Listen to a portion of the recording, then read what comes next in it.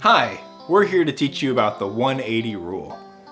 Tom, Yep. what is the 180 rule? I'm glad you asked. The 180 rule has to do with an invisible line between two subjects in a film shot, and that invisible line cannot be crossed by the camera, and if it does, it becomes a confusing mess for the viewer because they're not sure then where people are in relation to each other. Their eyes jump from side to side on the screen. It makes it really, it makes it confusing. Well, it seems easy enough to follow. Who would be stupid enough to break that? Hi. Today let's talk about the 180 rule and why it doesn't matter for comics. The 180 rule is very important in the world of film, but it's not very important at all in the world of comics. Strike that. It is kind of important and it's good to know, but it's not necessary. I'm not advocating for intentionally breaking the 180 rule. It is helpful to know. But I'm also not convinced it's something that you need to consider with every plotting of every page. You don't need to bend over backwards in order to make it work, is what I'm saying. If it doesn't make the reading experience better, it's better to drop it. Comics flow from page to page and panel to panel. The reader's eye moves constantly when he's reading a comic, but not so when they're watching a film. Compare that with film, where you're stuck watching one specific area and cuts and cuts and cuts happen where things change within that one area. Following the 180 rule to a T in comics actually can create some of the same problems that the same rule fixes in film, that being one of disorientation. In film, the 180 rule keeps the viewer's eye moving in a very natural way back and forth. However, in comics, it can create a bit of a whiplash effect, where the viewer has to skip over and jump back and forth in a pretty unnatural way. One of the reasons for this is because of speech bubbles in general. The 180 rule can make speech bubbles confusing because, as opposed to film, you don't actually visibly see people talking. You have to read them talking, and you assign it to the person who naturally you'd be looking at first. Consider this, in film it's obvious who's speaking, right? I mean, it's coming right out of their mouths. But the characters in manga don't speak. Not literally. You have to read the words and assign it to the character who's speaking. Speech is approximated using a bubble. If you hold fast to the 180 rule, but the person who's speaking first is on the wrong side, it can become disorienting or confusing. It makes the reader have to work a little bit harder in order to understand what's happening, which is kind of the opposite effect that you want. You want it to read naturally. You want it to work as best as it can in its medium. You'll get this long bubble tail that's like, hey, I'm speaking over here, but it makes the reader have to work a little bit extra to get what's happening. And I mean, that's not what you want, right? Like, you want it to be clear. You want the speech to read as easily as it can in that medium. Watchmen by Alan Moore is a comic legend. Everybody likes it and it can do no wrong. So if Alan Moore can do no wrong and yet he intentionally breaks the 180 rule, then maybe it's okay to do in comics. We have this line established between the, guy on the left, the guy on the right. You have it continue here with the guy on the left, the guy on the right. We're following the same line. The camera's just spinning around. Right. Down here, the camera should be on this side of them, but it's clearly like viewing it from more of this side, which is why this guy's on the left now and this guy's on the right. But you kind of had to do that because this guy's speaking first. Otherwise you'd have like these bubbles that were like flip-flopping and it would have been harder to read. This is super easy, super understandable. Maybe it wouldn't work perfectly in film, but it's so natural in comics you don't even think about it. Watchmen, watch me. I got so many of these. I don't even need to get into this. It's all over the place. The camera's everywhere, but it's good. This is something that's super common where you have a shot from the front and then a shot from the back. Right. What's cool about this page layout is that the person starting it is also the person finishing it. And it's like poetry, it rhymes, where you have this flow from person A to B to C to C to B to A. It's got like this cool back and forth. Okay. Here we are with JJK with the revolving camera. We've got it starting on one side of the room, and then the camera just zooms around so that we're facing it from this side, and we got JoJo on the right, we got Mei Mei on the left. But then, hold on a second, Mei Mei's on the right, and JoJo's on the left? You're not allowed to do that. You can't do that. Literally no one cares. It's fine. Last panel down here, got a right-left dynamic. What? Camera's on the wrong side in the next panel, but check out who's speaking. It's the same guy. You're actually almost, in a way, continuing the thought. And it's easier that the person is then the first person you see and the first highlighted subject because it's the one who's still speaking. Interesting. You get this like reaction with this little "Nani?" and it immediately goes to him asking the question. And you'll see this idea happen all the time. Kaiju number 8, you've got kaiju talking, guy talking, and then you go down here, guys talking again. Guys talking, but they flip sides. They flip sides, but it's still super obvious what's happening, especially because same guy's talking. You know, your eyes going from subject to subject, bubble to bubble, and it's a natural flow. Very interesting, very interesting. Here we are with JJK again, breaking all the rules. Notice where they are in relation to each other. This is completely wrong. What'd she do? She sprint around to the other side just to speak? No. What happened was narrative clarity trumped visual clarity. Here we are with the best-selling single creator comic in the world, breaking it. Yeah, that's right. In this page, it's very clearly established where Shanks is, where Luffy is. What happens in the next super iconic page? They flip-flop. They flip-flop with no rhyme or reason, except there is a reason. And the reason is so that you focus on Shanks giving it to Luffy, giving the hat to Luffy. He's giving the hat to Luffy.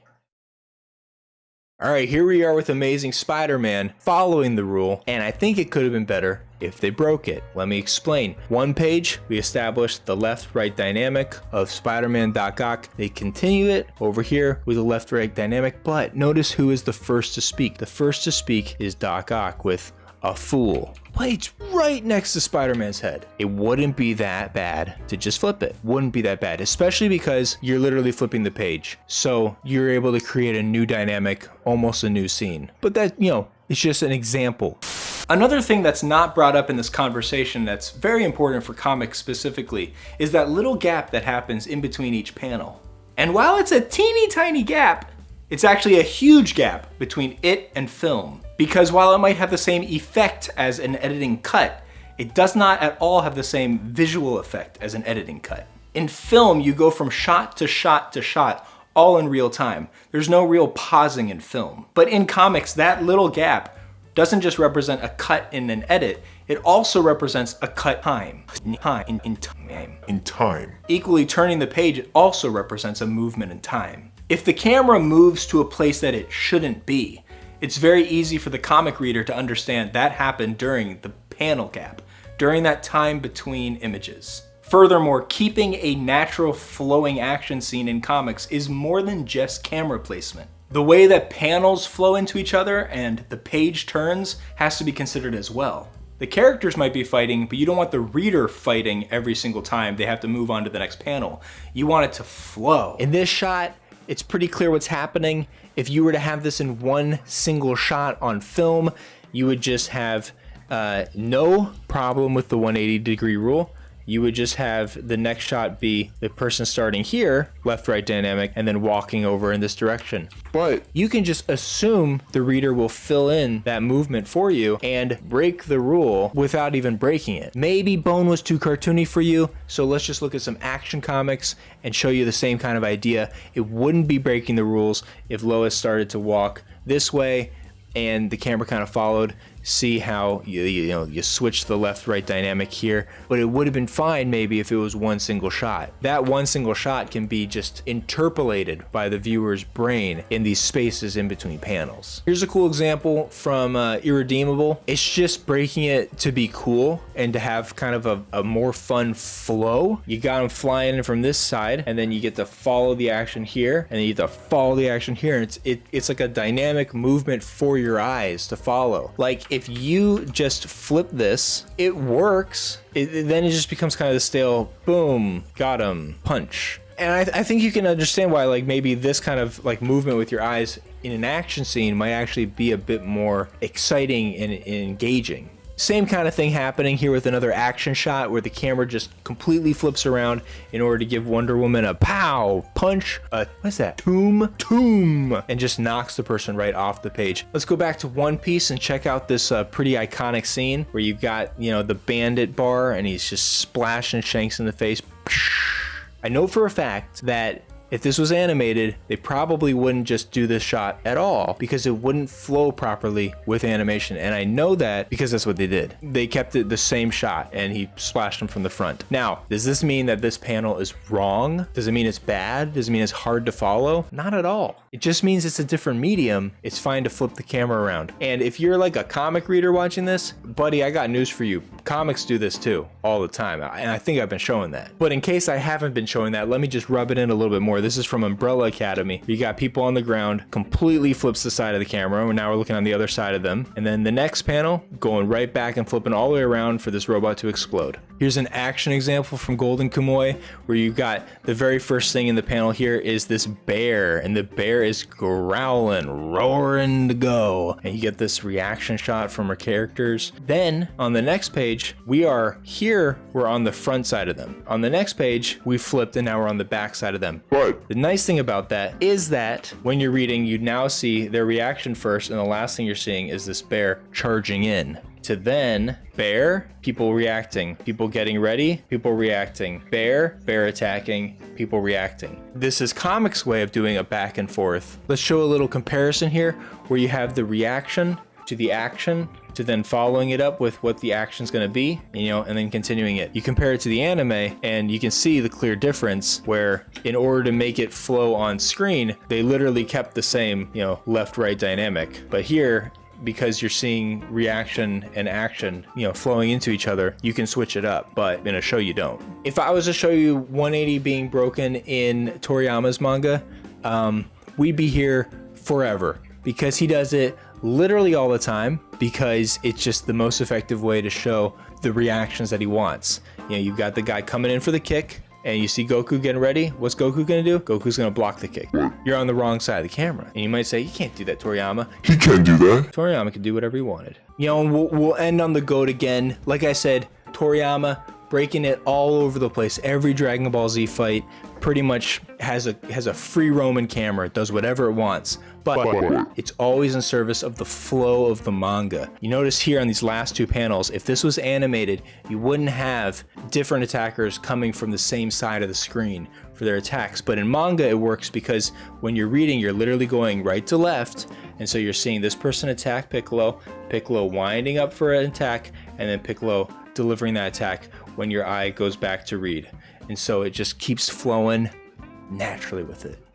Now the reason I'm talking about this is because I've seen a lot of online discourse about it. A lot of people arguing whether it is or isn't important. And to some small part, that's because comics are making a comeback in America. But it's also interesting to think about why they might be rising in popularity, or why some creators are choosing comics over other mediums. And I say this is interesting to consider who makes comics, because it's not always people that just love comics.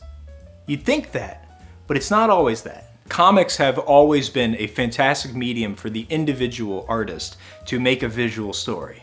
I say the individual artist because comics can be done by an individual artist, not like movies or television or games. Some games and some movies. Like if you're this guy, that's freaking crazy. Good job, dude.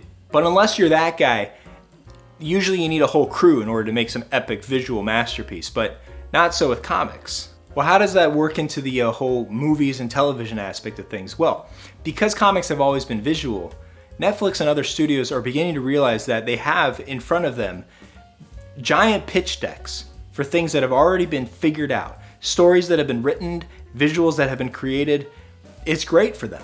They have basically fully fledged movies that are ready to be movies that just aren't movies yet. In terms of an adaptation, a comic is way easier to adapt than a novel. If you pick up a comic and read it, you can visually see whether or not the story is gonna work or not. Now this is where the tinfoil hat comes on. A lot of people that want to make film are turning to comics as a way to get into that business. They're making comics specifically to be pitch decks for television or movies. It's essentially a comic book as a marketing package. I don't think that's wrong completely, but I just think it's something that should be considered. It means we have a lot of storyboard artists and film buffs coming into comics and injecting the rule set that they learned into that medium. So obviously the 180 rule would be really important for them to consider because they've considered it all their lives. You know, training comes into play. A lot of storyboard artists are starting to make comics, and it seems like a pretty natural transition.